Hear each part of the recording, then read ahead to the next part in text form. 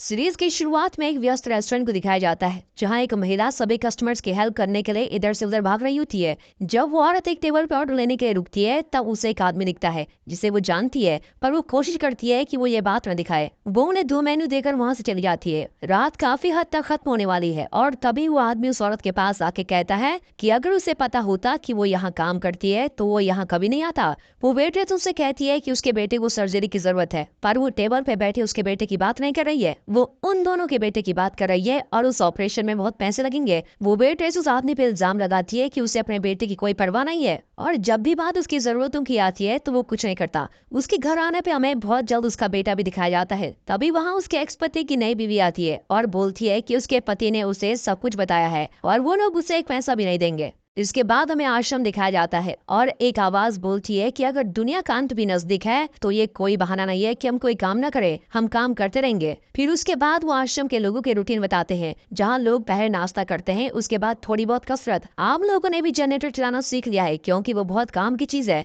Generator तापमान कम रखता है और सूरज के जाने के बाद से उन्हें रोशनी देता है। जब वो आवाज बोलना बंद करती है हमें वही वेट्रेस ज़ारा दिखाई देती है जो पहले दिखाई थी और उसका बेटा डोमिनिक भी, और वो दोनों भी इसी आश्रम के अंदर एक छोटी सी सभा का हिस्सा है। अचानक से आश्रम के भंडारण में आग लग जाती है और उनके पास जो भी खाना होता है वो गायब हो जाता है और इसके लिए सब एक दूसरे पे इल्जाम लगाते हैं। इस आश्रम का आदेशक कन्नन बोलता है कि एक टीम को नॉर्वे जाके भूमिगत बेस से और खाना लाना होगा। जैसे कहानी आगे बढ़ती है तो हमें पता चलता है कि आश्रम का नियंत्रण मिलिट्री के बाढ़ में है और सूरज इतना रेडियो एक्टिव है कि वो सब जिंदगियां खत्म कर दे और भोजन के पौष्टिक तत्व को भी खत्म कर दे। उसके बाद हमें और कैरेक्टर से भी परिचित किया जाता है। एक हॉस्ट है जो कि एक साइंटिस्ट है। वो चूहे पकड़ के उन्हें कुछ सामान से बने डब्बों में भरे रेडिएशन में रखता है ताकि उसे पता चले कि ऐसा कोई सामान है जो उन्हें रेडिएशन से बचा सकता है। दुर्भाग्य से सभी चूहे मर जाते हैं। छोटा डोमिनिक हॉस्ट की चूहे पकड़ने में मदद करता है, इसके बावजूद भी कि उसकी माँ ये नहीं चाहती कि वो ये करे। अब एक रात डोमिनिक बिस्तर से उठ के एक चूहे को पकड़ने उसके पीछे जाता है। ज़ारा समझ जाती है कि उसका बेटा उठा हुआ है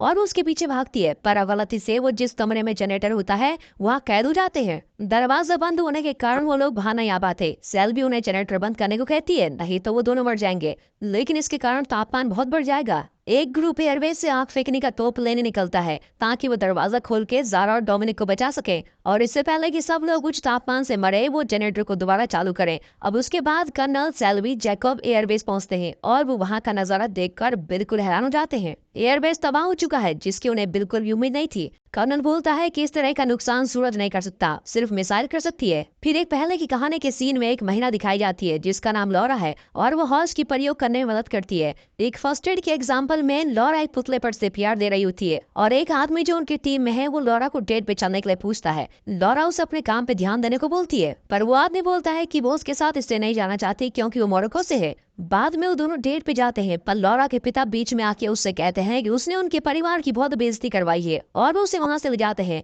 मूवी दोबारा आश्रम में दिखाई जाती है जहां सब लोग ज़ारा और डोमिनिक को उस बंद दरवाजे से बाहर निकालने की तरकीब सोच रहे हैं। दरवाजा भी बहुत ही मजबूत खड़ा है और कर्नल अपने ग्रुप के बाकी 2 लोगों को लेके वापस बेस के दरवाजे पर पहुंचता है ताकि उन्हें वहां उस लोहे के दरवाजे को खोलने का कोई औजार मिले। कर्नल बोलता है कि उन्हें जल्दी नॉर्वे के लिए निकलना होगा क्योंकि एयरबेस का तबाह होना कोई मजाक नहीं है और उसे लगता है कि रशिया ने उनके एयरबेस पे हमला किया है ताकि वो पहले नॉर्वे जाकर सारा सामान ले सके। दूसरी तरफ जनरेटर वाले कमरे में ज़ारा अपने बेटे से कहती है कि वो उन्हें बाहर निकालेंगी और वो एक हवा के पाइप को लात मारती है जिससे वो टूट जाता है। वो पहले डोमिनिक को उस पर चढ़ाती है पर वो उस पर फिसल कर नीचे गिर जाता है और दोनों जमीन पे गिरते हैं। फिर कर्नल मिलिट्री की मेजर की डेड बॉडी को हथकड़ी से बना हुआ देखता है। सबको बहुत ही बुरा लगता था। कर्नल को लगता है कि उसकी मौत की जिम्मेवार सेल्वी है। जैकब कर्नल को बोलता है कि वो सेल्वी को अकेला छोड़ दे क्योंकि किसी को भी मेजर पसंद नहीं था।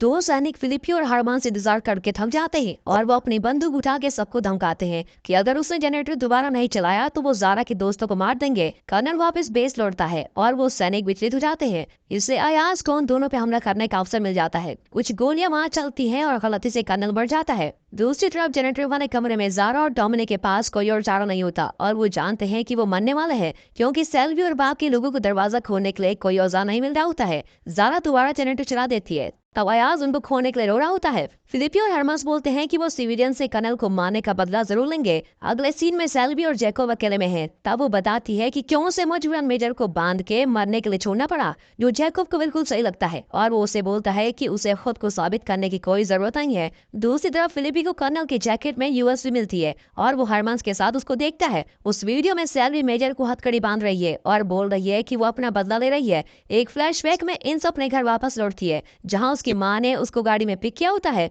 जो बोलती है कि उसने काफी वजन बढ़ा लिया है, जो कि अच्छी बात है। जब इंस अपने पिता से मिलती है तो वो उसे बोलते हैं कि वो उस लड़के से नहीं मिलना चाहते जिससे वो डेट कर रही है, क्योंकि जो सब इंस के साथ हुआ है उसके लिए वही जिम्मेदार है। अब सीन आश्रम में दिखाया जाता है जहां इंस गाने सुनते हुए हरमस के साथ खाना पका रही है और उनसे गलती से आग लग जाती है जो उनका ज्यादातर खाना जला देती है। रात में आश्रम के बाहर काफी लोग इकट्ठे हुए हैं, तो ये फैसला कर रहे हैं कि कौन नजदीकी हवाई अड्डे पे जाके नॉर्वे जाने वाले हवाई जहाज को देखेगा और अगर कोई हवाई जहाज नॉर्वे जा रहा होगा तो उसमें जाएगा। फिलिपी बोलता है कि सेल्वी सिविलियंस की प्रमुख है और इसीलिए उसे रुकना चाहिए क्योंकि वो लोग उसकी बात मानते हैं। जाने से पहले वो लोग ज़ारा और डोमिनिक का छोटा सा अंतिम संस्कार समारोह करते हैं और बूढ़ा रेकुन के बारे में कुछ शब्द बोलता है। कुछ सिविलियंस जाते हैं और हवाई जहाज ढूंढते हैं। दूसरी तरफ सेल्वी फिलिपी का सामना करती है और उसे कर्नल के कमरे से अपना सामान निकालने को बोलती है ताकि अयाज लौटने पर वहां सो सके।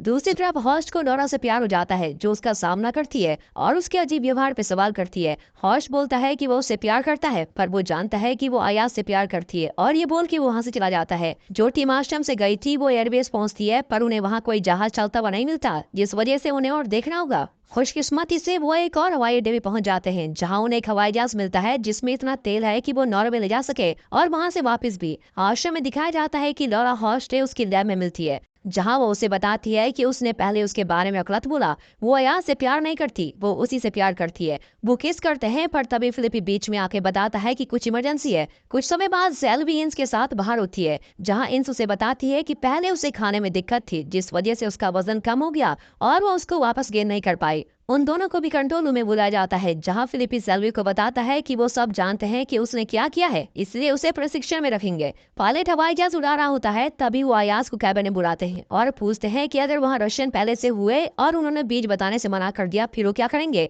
अयाज बोलता है कि अगर 17 से कम रशियन हुए तो कोई चिंता की बात नहीं है क्योंकि उतनी गोलियां उसके पिस्तौल में लोडेड है। आश्रम में सैनिक सिविलियन से पूछताछ कर रहे होते हैं। लॉरा बोलती है कि उसे सेल्वी और इस हादसे के बारे में कुछ नहीं पता है। हॉश बोलता है कि वीडियो में कोई निर्देशन नहीं है क्योंकि इसमें आवाज नहीं है, हो सकता है कि इससे ज्यादा भी कुछ चल रहा हो। और दोस्तों ये पार्ट यहीं पर खत्म होता है। कमेंट्स में जरूर बताना कि आपको क्या लगता है, सेल्वी ने मेजर को हथकड़ी क्यों पहनाई और क्या आश्रम से गए लोग नॉर्वे से खाना ला पाएंगे। अगला पार्ट देखने के लिए हमारे नए channel mister Hindi rocker series को सब्सक्राइब करें और बेल नोटिफिकेशन को ऑन करें ताकि अगले पार्ट की आते ही आपको नोटिफिकेशन मिल जाए। And finally thanks for watching.